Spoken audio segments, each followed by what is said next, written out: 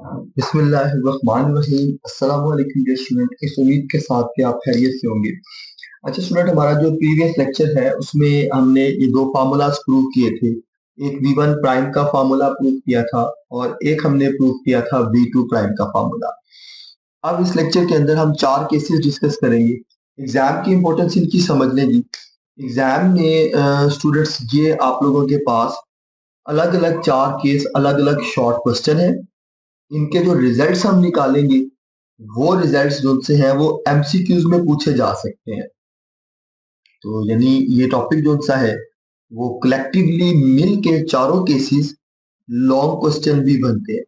सबसे ज्यादा इंपॉर्टेंट ये शॉर्ट क्वेश्चन के लिए है, दूसरे नंबर पर इंपॉर्टेंट ये एमसीक्यूज के लिए है और तीसरे नंबर पर ये इंपॉर्टेंट लॉन्ग क्वेश्चन के लिए है। जो पुराना सिलेबस है उसके मुताबिक लॉन्ग क्वेश्चन जोन से है वो इस केसेस को, दो केसेस जो से हैं वो पूछे जाते हैं और वो दो केसेस कोई से भी पूछ लेता है। ठीक है, हमारा पहला केस क्या है? When a ball of equal masses collide with each other. एक बॉल M1 है, एक बॉल M2 है, दोनों का मैसेज इक्वल है, दोनों सेम डायरेक्शन में मूव करते हुए टकराती है। तो इसकी टकराने के बाद पहले बॉल की वेलोसिटी क्या होगी और टकराने के बाद दूसरे बॉल की वेलोसिटी क्या होगी? तो देखिए हम इनको सॉल्व करते हैं। कंडीशन क्या है? M1 इक्वल है M2 के और M के इक्वल है। ठीक है, तो वैल्यूज आप पुट करेंगे। यहां देखें, अगर मैं ये वैल्यू पुट करूं V1 प्राइम में तो M माइनस M आ जाएगा। ठीक है, ये क्या आ जाएगा? M1 प्लस M2 आ जाएगा और V1 ये क्या आ जाएगा? ऊपर 2M आ जाएगा और नीचे आपके पास क्या आएगा? M1 M प्लस M आ जाएगा और बाकी बचेगा V2। स्टूडेंट देखें, M माइनस M जीरो होता है। जब ये V1 से मल्टीप्लाई होगा तो ये पूरा फैक्टर क्या हो जाएगा? जीरो। M1 M2 से मिलेगा क्योंकि सेम है तो 2M होगा और दोनों कैंसिल होंगे तो बाकी आंसर क्या बचेगा? V2। बाकी आपके पास इसका आंसर आ जाएगा। तो आपकी V1 प्राइम की जो वेलोसिटी है वो कन्वर्ट हो जाएगी किसके अंदर? V2 प्राइम में। ये केस नंबर 1 का V1 प्राइम का पहला रिजल्ट है। ठीक है, अब आप इसी तरह केस नंबर 2 में V2 प्राइम का दूसरा रिजल्ट देखेंगे और वो आपके पास क्या है? सेम। आप इसको यहीं पे सॉल्व कर लें आगे। M1 है, M आ जाएगा, M प्लस M हो जाएगा ये। ठीक है, और बाकी क्या बचेगा? V1 प्लस M2 बेसिकली क्या है जी? M है और M1 भी आपके पास क्या है? M है। तो M माइनस M और बाकी आपके पास क्या आ जाएगा? M plus M into V2।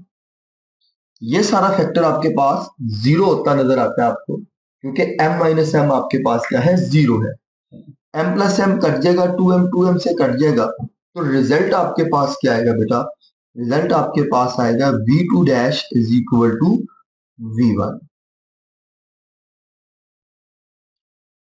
यानी स्टूडेंट दोनों की वेलोसिटी क्या रहेगी? इक्वल रहेगी। ठीक है, कैसे इक्वल रहेगी? V1 वेलोसिटी कन्वर्ट हो जाएगी किसके अंदर? V2 में टकराने के बाद, और V2 वेलोसिटी किस में कन्वर्ट हो जाएगी? V1 के अंदर। V2 प्राइम जो से वो V1 के अंदर।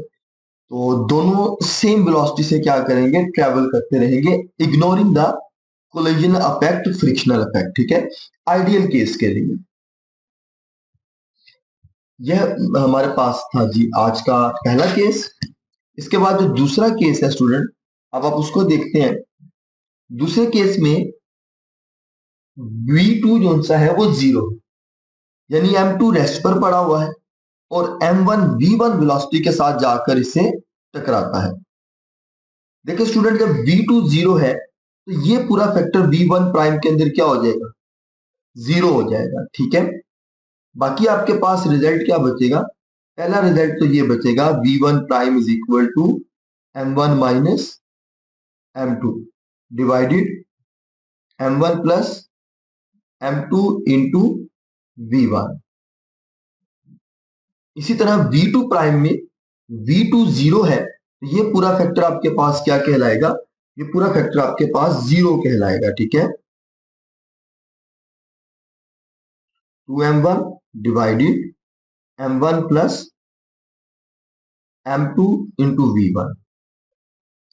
अब स्टूडेंट आप देखिएगा, अगली बात, दोनों के मैसेज आपस में क्या है, इक्वल है, सेम मैस है, ये कंडीशन है।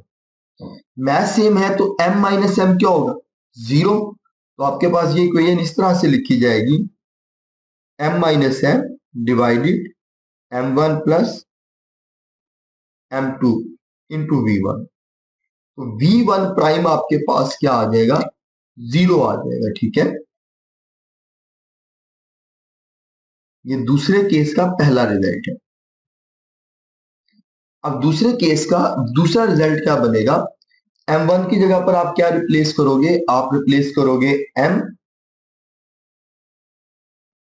m1 की जगह पर क्या आएगा m, और फिर m2 की जगह पर क्या आएगा m आ जाएगा।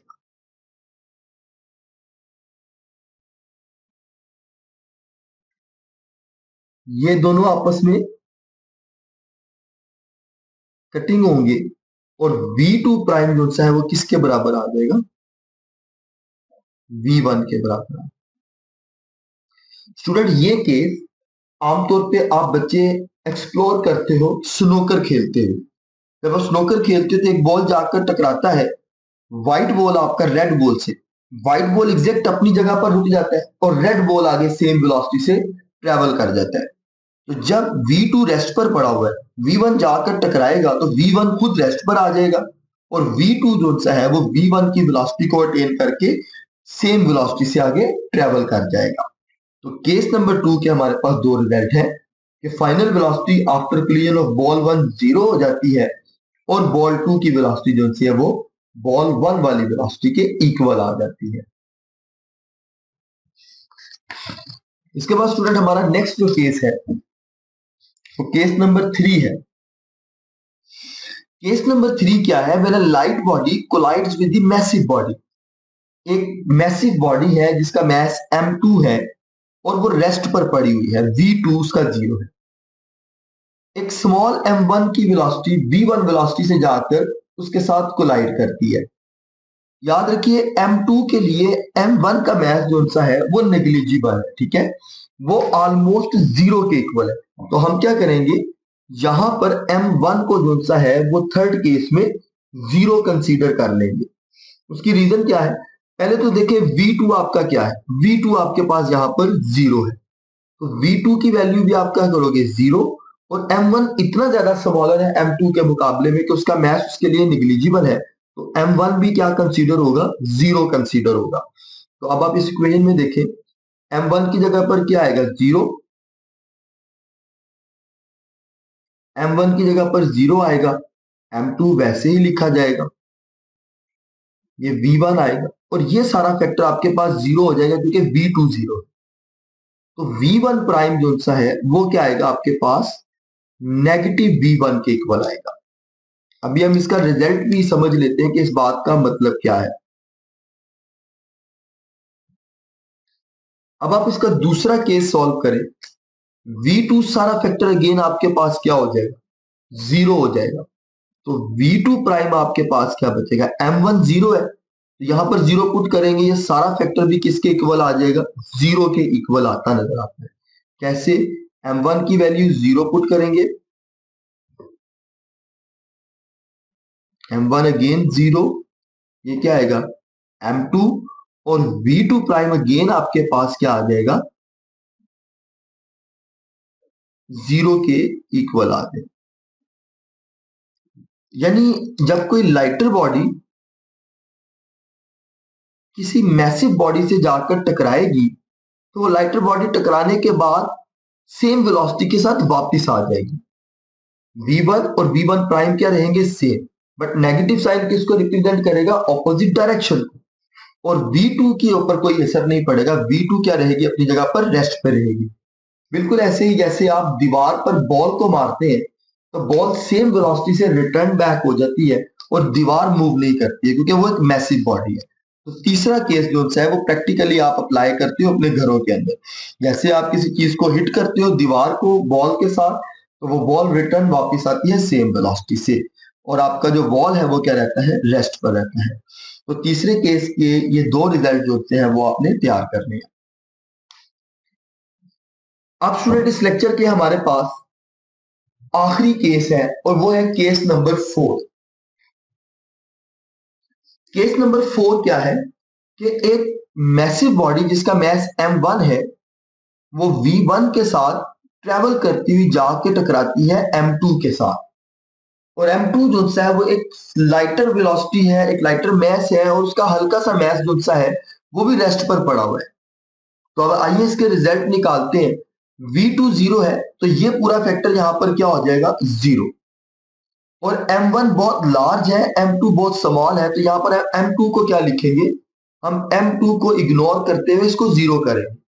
तो m1 minus 0 divide m1 plus 0, तो बाकी आपके पास क्या बचेगा, v1।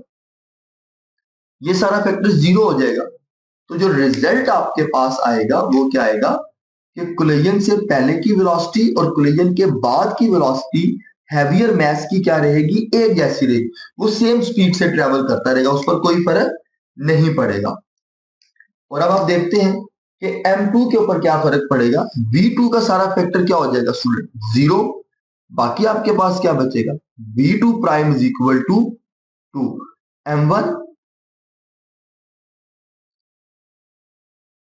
m1, और m2 बच्चों यहां पर क्या होगा, m2 तो यहां पर हमने 0 लिखना है क्योंकि m2 इतना लाइटर मैस है कि वो कंसीडर ही नहीं होगा। और ये आपके पास आ जाएगा v1। m1 से कटिंग होगा और बाकी आपके पास क्या आंसर आएगा, v2 डैश जो सा है वो 2v1 के बराबर आ जाएगा।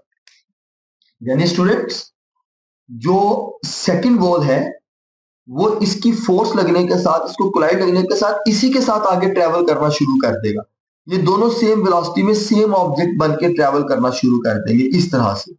लेकिन जो आगे वाला बॉल है उसकी वेलोसिटी v1 की वेलोसिटी से क्या होगी, डबल हो जाएगी। इसकी वेलोसिटी v1 ही रहेगी, उसमें कोई चेंज नहीं आएगा जिस वेलोसिटी से ये चल रहा है, और इसकी वेलोसिटी जो थी है वो क्या हो जाएगी, 2v1 हो जाएगी।